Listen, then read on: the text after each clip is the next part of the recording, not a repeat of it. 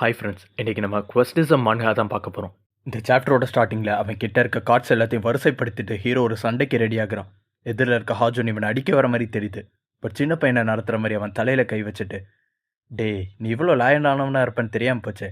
உன் கிளாஸில் இருக்க பையன் மேலே கை வச்சதும் என் கூடயே சண்டை போட ரெடி ஆகுறியா? பாத்தியா பெரிய ஆள் தான் நீ. அதுக்காக ஃப்ரெண்ட்ஸ்குள்ளே அடிச்சுப்பாங்களா? சரி வாடா சாப்பிட போகலான்னு இவனை கூப்பிட்டு போயிட்டான். இவன் அசிங்கமாக கழுவி ஊற்றியிருப்பான் இவன் கோவத்தில். பட் ஃப்ரெண்ட்ஸுக்குள்ளே ஜாலியாக பேசிக்கிற மாதிரி பேசியிருக்கானோன்னு நினச்சிட்டான் அவன். நான் அவனை கேவலமாக பேசுவேன், அவன் என்ன ரொம்ப கேவலமாக பேசுவான், இது எங்களுக்குள்ளே ஒரு ஜாலியாகவே இருக்குங்கிற மாதிரி இருக்கு இவன் ரியாக்ஷன். இந்த செய்தி ஸ்கூலில் தீ மாதிரி பரவுது. 2 பொண்ணுங்க உட்காந்து பேசிக்கிட்டு இருக்காங்க. விஷயம் கேள்விப்பட்டியா? நம்ம ஸ்கூலோட டாப் ஸ்டூடெண்ட்டுக்கு எதிராகவே ஒருத்தர் சண்டை போட ரெடியாக இருந்திருக்கான். கடைசி நேரத்தில் தடுத்துருக்காங்க சண்டையை. அப்படியா? அவ்வளோ பெரிய ஆள் எவண்டின்னு கேட்டதுக்கு எதிரில் கூன் போட்டு உட்காந்துருக்க நம்ம ஹீரோவை காட்டுறான் அந்த பொண்ணு. இவன் தானா? எப்படி இன்னும் உசுரோட இருக்கான்னு கேட்டுக்கிட்டு இருக்கான் அந்த பொண்ணு. இப்போ வரைக்கும் கூக்ஜாக்கு இவன் ஏன் சோகமாக இருக்கானே புரியல. ஒருவேளை ஃப்ரெண்டு மாதிரி வெளியே நடிச்சிட்டு ரகசியமாக இவனை புல்லிங் பண்ணுறாங்களோன்னு யோசிக்கிறான். அந்த டைமில் செரின் பொண்ணு அங்கே வரா. இந்த ஹாஜூன் கூடயே சண்டைக்கு போகிறத பார்த்தேன். உனக்கு பைத்தியக்காரத்தனை வர வர முத்தி போயிடுச்சு தான்டா. உன்னை நினச்சி சிரிக்கவாளானே தெரியல. எந்த தைரியத்தில் இப்படி முடிவெடுத்த? நான் பார்த்தேன், அந்த பசங்களை அவன் அடிக்கிறத பார்த்ததுமே கோவப்பட்டேன். இப்போ நீ மற்றவங்களுக்காக குரல் கொடுக்க ஆரம்பிச்சிட்டியா என்னன்னு அவன் கேட்டதுக்கு, அதெல்லாம் விடு, நீ எதுக்கு அவன்கிட்ட ரொம்ப ஃப்ரெண்ட்லியாக நடந்துக்கிற? நீ ஏன் அந்த கேங்கோட இருக்க? எல்லா டைம் நான் பிரச்சனையில் இருக்கப்பையும் நீ எனக்கு ஹெல்ப் பண்ண தான் முயற்சி பண்ணியிருக்க. யாரையுமே நீ அவங்கள மாதிரி புள்ளி பண்ணுறதில்ல. ஸ்டில் ஏன் அவங்க கூட சுற்றுற? இப்படிலாம் அவன் கேட்குறப்ப ஸ்பெஷலாக எதுவும் காரணம் வேணுமா என்ன? அவங்க கூட இருந்தால் என் லைஃப் கம்ஃபர்டபுளாக இருக்குது, அவ்வளோதான் அவன் சொல்கிறான்.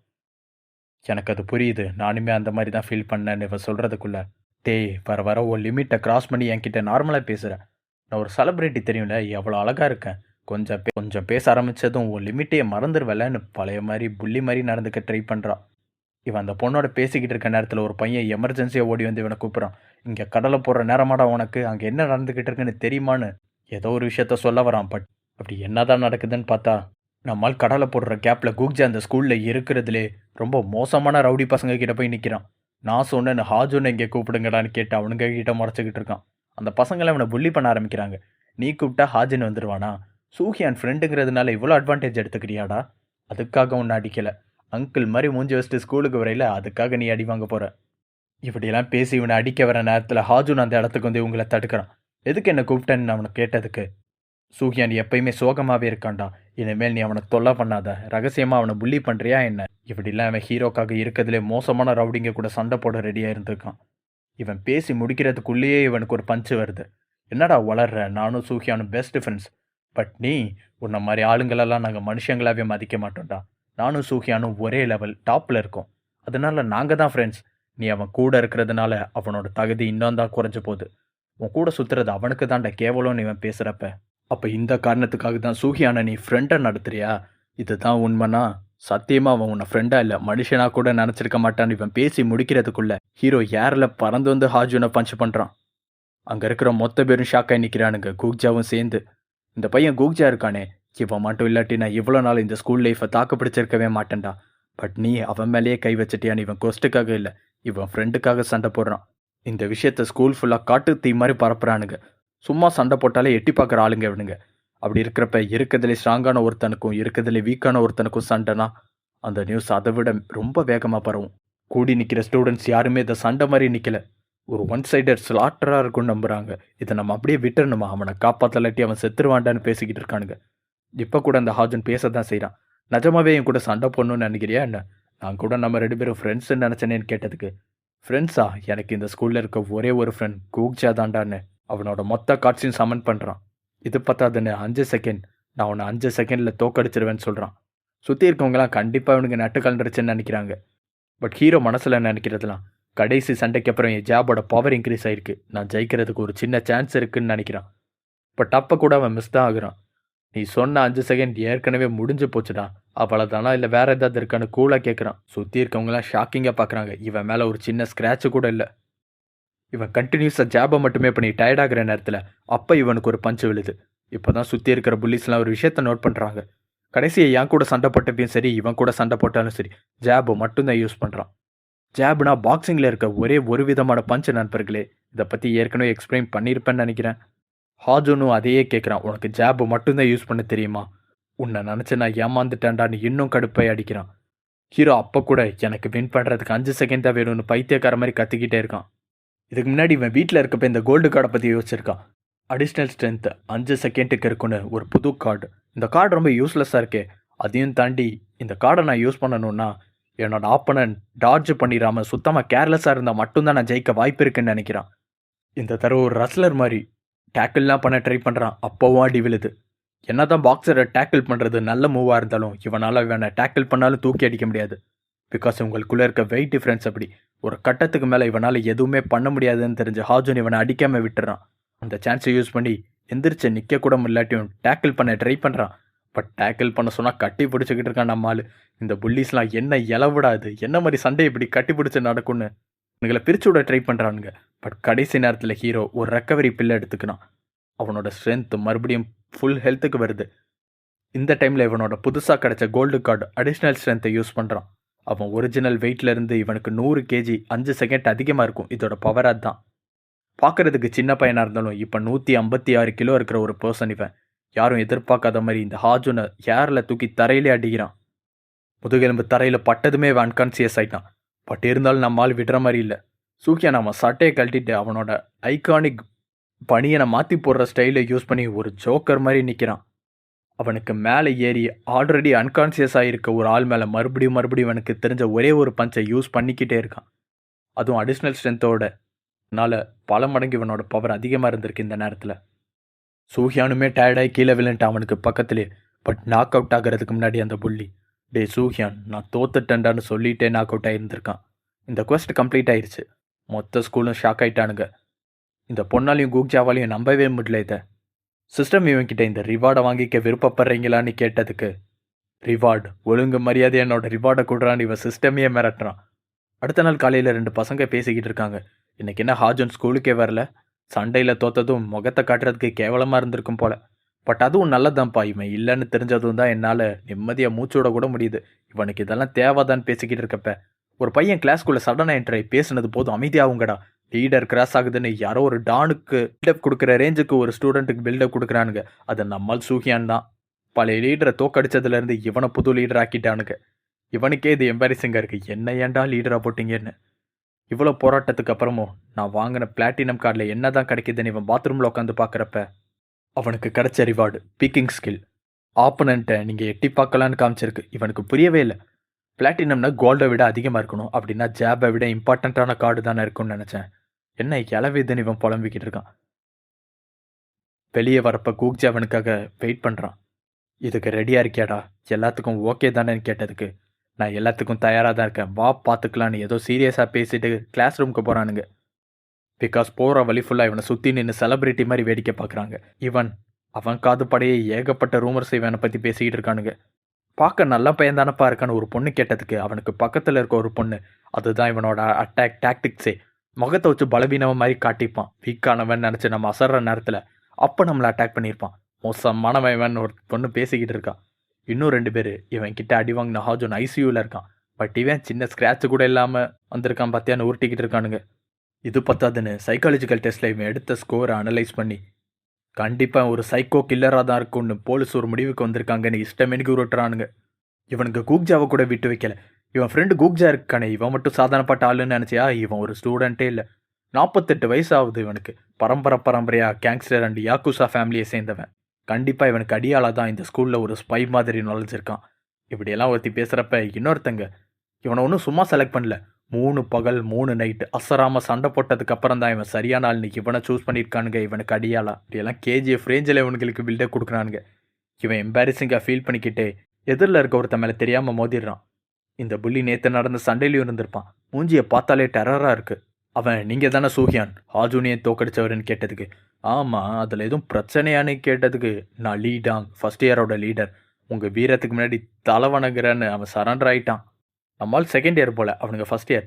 எதுக்குடா ஏன் முன்னாடி தலை வணங்குறீங்கன்னு அவன் கேட்டதுக்கு, நீங்கள் இந்த ஸ்கூலோட லீடர், இந்த தம்பிங்க உங்கள் முன்னாடி மரியாதை செலுத்துறது நேச்சுரலான விஷயம் தானேன்னு கேட்குறானுங்க.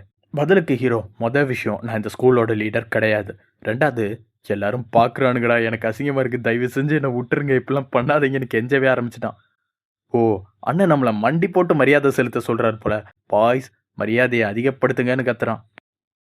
இதை பாரு, எனக்கு இந்த லீடர்லாம் பிடிக்காது. நான் கம்ஃபர்டபுளாக ஸ்கூலுக்கு வரணும், அவ்வளோதான். என்னை தொந்தரவு பண்ணாமல் போங்கடான்னு இவனுங்களை விரட்டி விடுறான்.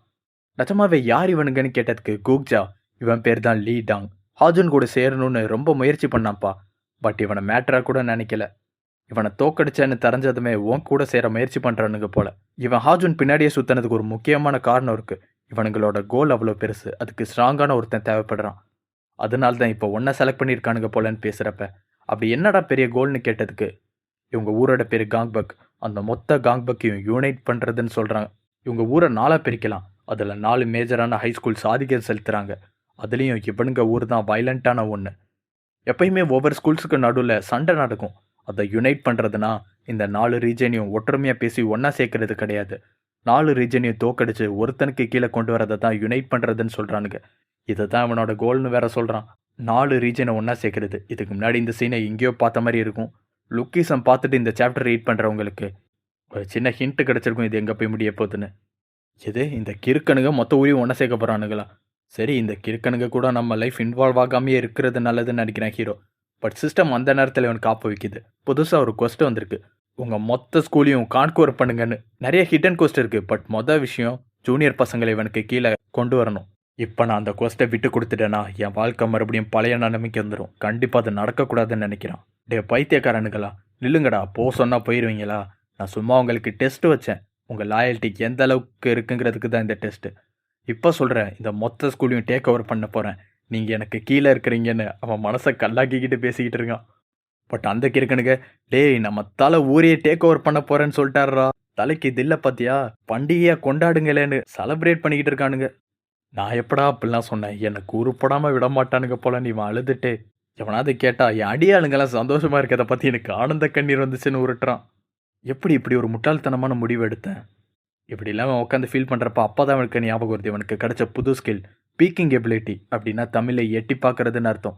இதெல்லாம் இதுக்கு பிளாட்டினம் கார்டை கொடுத்து வச்சிருக்கானுங்க. நம்ம குழம்பி போகிற நேரத்தில் அந்த பொண்ணு சரின், என்னடா பசங்களாம் பேசிக்கிட்டு இருந்தானுங்க, ஏதோ இந்த ஊரே டேக் ஓவர் பண்ண போகிறேன் அப்படியா அப்படின்னு இவனை கலாய்ச்சிக்கிட்டு இருக்கா. இவன் இந்த பீக்கிங்க்கு அர்த்தம் என்ன நினச்சான்னு தெரியல. அதை செரின் மேலே யூஸ் பண்ணுறான். சைட் அடிக்கிற மாதிரி தெரியுது அவளுக்கு. என்னடா இப்படி பார்க்குறான்னு அவளும் கூச்சப்படுறான். இப்போ தான் எனக்கு இந்த எபிலிட்டியை பற்றி புரியுது. இது ஒருத்தங்களோட physical ability, fighting styles, power, speed, இதை பற்றிலாம் குறிக்கும். அந்த பொண்ணோட ஸ்ட்ரென்த் எவ்வளோ, இன்டெலிஜென்ஸ், எண்டோரன்ஸ், இதை பற்றிலாம் அவனுக்கு எடுத்து காட்டுது. ஒரு ஸ்டேட்டஸ் பார் மாதிரி. என்னடா பண்ணுறேன்னு கேட்டதுக்கு எட்டி பார்க்குறேன்னு இவன் பீக்கிங் எபிலிட்டியை பற்றி சொல்கிறப்ப அவள் கடுப்பாய் ஒரு அற விடுறா. அவள் கடுப்பாய் கிளம்புனதும் இவன் தான் மேலேயே அந்த ஸ்கில்லை யூஸ் பண்ணி பார்க்குறான். இவன் கிட்ட ஸ்ட்ரென்த், ஸ்பீடுன்னு எல்லாமே கம்மியாக இருக்குது. பட் பொட்டன்ஷியல் அண்ட் இன்டெலிஜென்ட் அதிகமாக இருக்குது. பொட்டன்ஷியல்ங்கிறது ஆக்சுவலாக இவன் ஹார்ட் ஒர்க் பண்ணியிருந்தானா எந்த அளவுக்கு உயரத்துக்கு இவன் போக முடியுங்கிறது. பட் எதுவுமே இவன் பண்ணாததால் ஸ்கில்ஸ் எல்லாம் கம்மியாக இருக்குங்கிறது தெரியுது. செகண்ட் இயர்லேருந்து காலேஜே ஏன் கண்ட்ரோலுக்கு வந்துருச்சுங்கிற மாதிரி. இவனே சும்மா நடந்து போனாலும் ஃபர்ஸ்ட் இயர் பசங்க இவனை சும்மா விடுற மாதிரி தெரியல. வழியிலலாம் பாடி கார்ட்ஸ் மாதிரி வந்ததும் இல்லாமல் குறுக்க எவன் பாஞ்சாலும் அவனை கொன்னுருவன்டான்னு மிரட்டிக்கிட்டே போகிறானுங்க. அதுவும் ஸ்கூலோட நடு கேரிடரில். இவனுங்க எப்படின்னா இவனுங்களை பற்றின வதந்திகள். அதுக்கு மேலே இவனுங்க வழியில் குறுக்க வந்தால் நம்ம ஆர்கன்ஸ் எடுத்து வித்துருவானுங்களாம்ப்பா. பிளாக் மார்க்கெட்டோடலாம் எனக்கு தொடர்பு இருக்குன்னு பேசுகிறானுங்க. நானும் கேள்விப்பட்டேன், பிரின்சிபலையே அடிச்சுட்டானுங்களாம். ஓடிடுவோன்னு இவனுங்களோட வதந்திகளுக்கெல்லாம் அளவே இல்லாமல் போகுது. இவ்வளத்தையும் பண்ணிட்டு, பார்த்தீங்களா பாஸ், நீங்கள் லீடர் ஆனதில் நம்ம மொத்த ஸ்கூலும் ஹாப்பின்னு மனசாட்சியே இல்லாமல் உருட்டுறான். இது போக இவனுக்கு முன்னாடி தலை குனிஞ்சு ஒரு என்வலப் கவர் ஃபுல்லாக பணத்தை கொடுக்குறானுங்க. எனக்கு ஏன்டா பணத்தை கொடுக்குறீங்க, அதுவும் இந்த கவரெல்லாம் ஏன்டா ரெட் கலரில் இருக்குன்னு கேட்டதுக்கு, புதுசாக சேர்ந்த ஜூனியர் பசங்க கிட்ட இருந்து பணத்தை வாங்கினது சார்.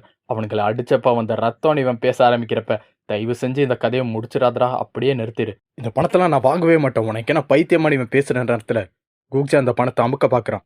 ஒழுங்காக இதை தூக்கிட்டு போயிருங்கன்னு சொன்னதுக்கு, ஓ அப்போ பாஸ் இதை விட அதிக பணம் எதிர்பார்க்குறார் போல. பாய்ஸ் நாளையிலேருந்து கலெக்ஷன் அதிகப்படுத்துங்கன்னு கத்திக்கிட்டு இருக்கான். இந்த லீடாங் மேலே ஹீரோ பீக்கிங் எபிலிட்டியை யூஸ் பண்ணி பார்க்குறான். இன்டெலிஜென்ட் மட்டும் சுத்தமாக இல்லை, அறிவை தவிர மீது எல்லாமே அவன் கிட்ட கொஞ்சம் நல்லாவே இருக்குது. ஸ்பீட், எண்டோரன்ஸ், ஸ்ட்ரென்த், ஸ்டாமினா, நிஜமாவே இவன் ஸ்ட்ராங்கானவன் தான் போல. கண்டிப்பாக கேங்ஸ்டராக தான் இருக்கணும்னு ஹீரோ யோசிக்கிறப்ப அவனும் கூச்சப்பட்டு நிற்கிறான். இவன் பீக்கிங் எபிலிட்டியை யூஸ் பண்ணுறப்ப ஆப்போசிட் எண்டில் இருக்கவங்க கூச்சப்படுவாங்க போல இந்த எபிலிட்டியை யூஸ் பண்ணுறப்ப. இந்த மாதிரி பொறுக்கி பசங்க கூடலாம் நான் சேரவே கூடாதுன்னு இவன் கிளம்ப பார்க்குற நேரத்தில் அவன், லீடர் எங்கே போறீங்க, இன்னைக்கு உங்கள் வெல்கம் பார்ட்டி இருக்குன்னு கூப்பிட்றான். எது வெல்கம் பார்ட்டியா? எதுக்கு, என்ன ரவுடின்னு நினைக்கிறதுக்கா? மரியாதையாக ஓடி போயிருங்கடான்னு இவன் பேசுகிற நேரத்தில் சிஸ்டம் இவனை இன்னோகிரேஷன் செரிமனி அட்டென்ட் பண்ணுறது தான் செகண்ட் கொஸ்டின் கொடுத்துருக்கு. இந்த இடத்துல லிட்ரலி அழுதுட்டான். கண்டிப்பாக நான் வராமல் வேற யார் வருவாங்க, நான் தான் அவங்க லீடர் ஆச்சேன்னு அழுதுகிட்டே ஒத்துக்கிறான். ஃபர்ஸ்ட் இயருக்கு போனா உங்க கிளாஸ்ல கூக்ஜாக்கும் இவனுக்கு மட்டும் தனியா சேர் போட்டிருக்காங்க ராஜா மாதிரி. அவனுக்கு முன்னாடி மற்ற பசங்களாம் தலைவணங்குறாங்க. இந்த கொடுமையெல்லாம் எப்படியோ சகிச்சுக்கிட்டு இருக்கான். கரெக்டா சிஸ்டம்ல கொஸ்ட் கம்ப்ளீட்னு வந்த உடனே அவ்வளோதான் பார்ட்டி முடிஞ்சு கிளம்புங்கன்னு இந்த இடத்த காலி பண்ண ட்ரை பண்றான். பட் கூக்ஜா இந்த இடத்த என்ஜாய் பண்ற மாதிரி தெரியுது. ஒரு கேங்ஸ்டர் மாதிரியே உட்காந்துருக்கான். பட் அவனுங்க சார் போறதுக்கு முன்னாடி நம்ம பேட்டில் பிளானை தெரிஞ்சுக்கங்கன்னு ஒரு மிலிட்டரி ஆர்கனைசேஷன் மாதிரி மேப்பெல்லாம் விட்டு எக்ஸ்பிளைன் பண்றானுங்க இவனுக்கு. லீட் அங்க ஒரு விஷயத்த சொல்றான். நம்ம ஊரு லிட்ரலி ஒரு பேட்டில் ஃபீல்டு மாதிரி. அது ஏன்னு உங்களுக்கு தெரியும்னு நினைக்கிறேன். இதுக்கு முன்னாடி இந்த ஊரை தனியாளா நின்று தோக்கடிச்சு தனக்கு கீழே கொண்டு வந்தது ஜோஹன் சியாங், முதல் அண்ட் கடைசி காட்டாக். ஒரு சொல்லப்படாத காரணத்துக்காக தன்னோட கோலை தூக்கி போட்டு அவர் எங்கேயோ மறைஞ்சு போயிட்டாரு. இந்த ஊர்ல இருக்கவங்கலாம் வயலண்டான நேச்சர் கொண்டவங்க. பவர்ஃபுல்லான ஒரு லீடருக்கு கீழே இருந்ததால மட்டும்தான் இவ்வளோ நாள் அமைதியா இருந்தாங்க. இப்போ இந்த லீடரே சடனா காணாம போனதும் மறுபடியும் இங்கே யுத்தம் ஆரம்பிச்சிருச்சு. இங்க மெயினான இடத்துல இருக்கிறது 3 பவர்ஃபுல்லான ஸ்கூல்ஸ். முதல்ல டாங், அதோட லீடர் சரியான சைக்கோ. அவன் ஹியூமன் டிராஃபிக்கிங்லாம் பண்றான்னு கூட நியூஸ் கேள்விப்பட்டேன்னு சொல்றான். பட் கண்டிப்பா இது வதந்தியா தான் இருக்கும்னு தெரியும் நமக்கு. ரெண்டாவது நாம், இந்த ஸ்கூல்ல இருக்க லீடர் கொஞ்சம் வித்தியாசமானவன். ஒரு டீசென்டான ஸ்டூடெண்ட் வைப் அவன் கிட்ட இருந்து வந்தது. மூணாவது இடத்துல இருக்கிறது தான் நம்ம சியோ ஸ்கூல். நம்ம யாருக்கும் சளைச்சவங்க இல்லைன்னு அவங்ககிட்ட காட்டணும்னு அவன் ஆக்ரோஷமா பேசுறப்ப நம்மால் யாருக்கும் சளைச்சவங்களா இருந்தா என்ன பிரச்சனை, நம்ம எதுக்கு நிரூபிக்கணும், பேசாம நம்ம சளைச்சவங்களா இருந்துட்டு இந்த வேலையை பார்க்கலாமேன்னு இந்த சுச்சுவேஷன்ல இருந்து அவன் தப்பிக்க ட்ரை பண்றப்ப கூக்ஜா ஒரு டானாவே மாறிட்டான். டேய் தண்ணி கொண்டு வாங்கடான்னு அவன் கேட்டதுக்கு ஜூனியர்ஸ் எல்லாரும் பதறானுங்க, யாரு தண்ணி கொண்டு வர போறதுன்னு.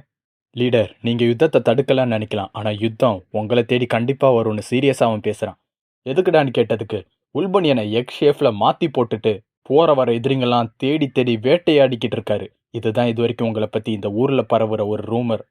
இப்படிலாம் அவன் சொல்றப்ப எது வேட்டையாடுறனா, எவனா இந்த மாதிரி ரூமர்ஸ் எல்லாம் பரப்புறதுன்னு இவன் பயந்து போய் கேட்கறதுக்கு லீடாங்க வேற யாரு நான் தான் பெருமையா சொல்றான். இவனுக்கு குழி தோண்ட ஆரம்பிச்சிட்டானுங்கன்னு புரியுது. இதோட இந்த சாப்டர் முடியுது. அடுத்த சாப்டர் சீக்கிரமாகவே அப்டேட் பண்ணுறேன். வீடியோ பிடிச்சிருந்ததுன்னா கண்டிப்பாக மறக்காமல் லைக் பண்ணி சப்போர்ட் பண்ணுங்கள் ஃப்ரெண்ட்ஸ்.